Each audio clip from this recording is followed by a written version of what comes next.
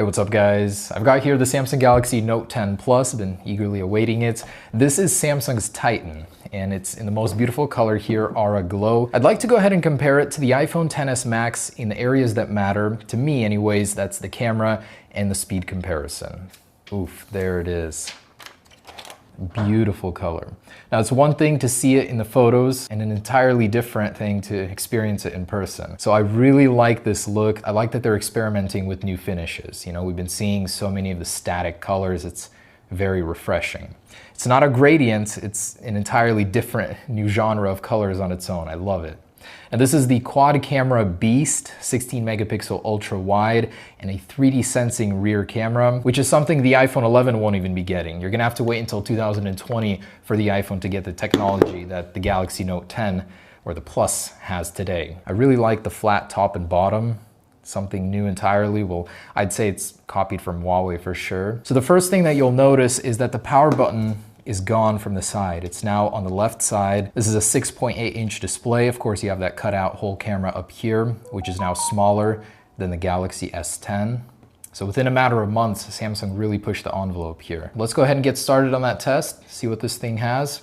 I love the design though. Just feeling them together, this feels by far way more futuristic than the iPhone XS Max. The bezels are almost non-existent. The bottom chin area is so small now, and hopefully in the future generations, they'll get rid of that altogether. Even so, this thing feels like it's from the year 2025 compared to Apple's, which is frankly getting dated, and this year's iPhone 11 will not offer any consolation from the notch up here. It's sticking around for a whole nother year. Now, this is the world's best display right now. It's won 13 awards. It's the brightest, sharpest, lowest reflectivity. Man, it just feels like a sticker sitting on top of the phone. Unreal. Let's begin with the startup test.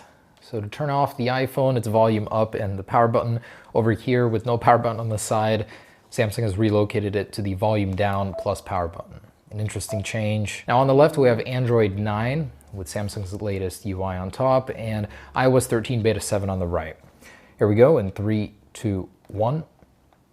And booting them up at the same time here. Now we have the Snapdragon 855 on the left with 12 gigabytes of RAM. On the right, 4 gigabytes with Apple's A12 quad-core processor instead of octa-core. Smartphones have gotten to a point where you really don't even take advantage of the power. Oh, actually ridiculously close. And my point to that being that this test is more about what stays open in the background, allowing you to switch over to it faster without having to wait for the app to reload. Okay, and let's clear out the app switcher here. I wanted to start with my favorite speed test. This is where we rapid fire through a succession of apps. To me, the best indicator of how fast a smartphone is. And I'm more on the heavy game side here, as the Note has the graphical prowess advantage. Even so, the iPhone did have a slight speed advantage rushing through all of these. It seemed to load the heavier games faster, and in particular where the iPhone caught up was the video encoding. The Galaxy Note series for the lighter applications like Spotify, Instagram, I noticed it would launch those faster, and I'll take you through some of those apps here in just a second. But the video processing is where the Snapdragon 855 falls behind. Apple has some amazing encoding.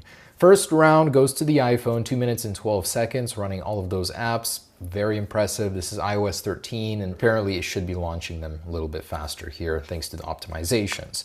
Now, round 2 is where the Galaxy Note 10 really starts to show off. The Plus here with its 12 gigabytes of RAM with a 27-second round 2. All of the apps were still open in the background. For the iPhone, it was only the last few that were loaded. Impressive. Next, I'd like to launch some apps side by side and get a more accurate comparison. Let's start with YouTube. 1, 2. And oh, this one loaded fast on the Galaxy Note 10. Moving on to something heavy. 1, 2, 3. And this is definitely going to be something longer to load. So iPhone loaded this one faster with its paltry 4 gigabytes of RAM. That's only going to come into play here in a little bit. Okay, Asphalt 9, 1, 2. I've never gotten to a point where I'm like, I need more power on my iPhone. Galaxy definitely has more raw graphical power. Oh, loaded this one faster. So for gaming, I definitely would recommend the Galaxy Note 10. It's got the bigger display. 1, 2. Actually about the same. Temple Run, 1, 2. A little bit of a lighter one. Oh, definitely loaded faster on the Note. And Minecraft, 1, 2. Oh yeah, again on the Note faster. Let's actually try and load the world. 1, 2. A lot of the games aren't fully updated for the display on the Note series, although would you want it to go past the camera?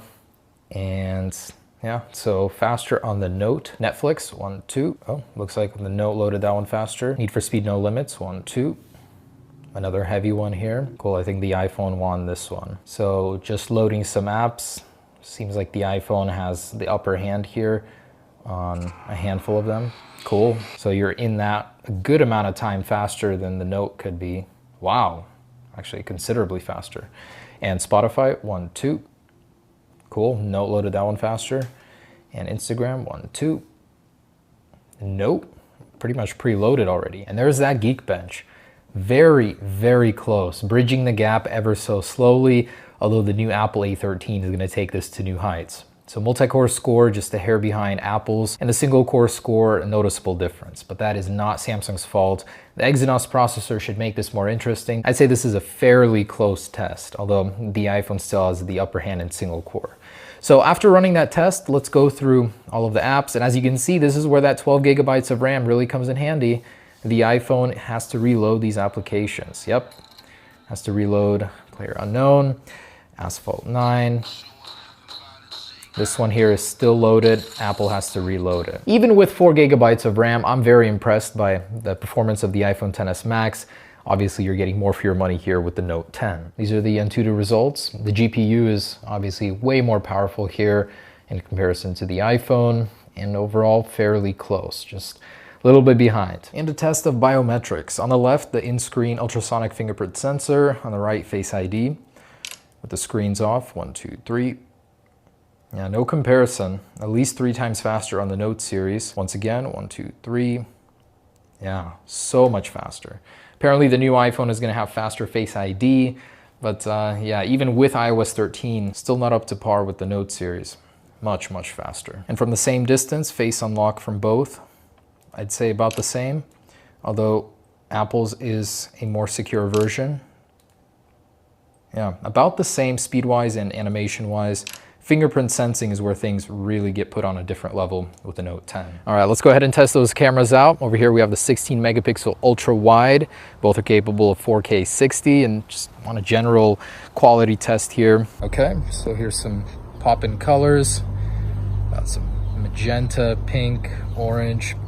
And this is where the Galaxy really shines here, and that's ultra wide. So you click on this magical button and you step back several feet, where the iPhone cannot compete right now. In a month it'll be able to. Right now, the ultra wide seriously just kicks ass on Samsung. I love it. Let's get in real close here. I think Samsung has gotten pretty close to the iPhone in terms of realistic colors.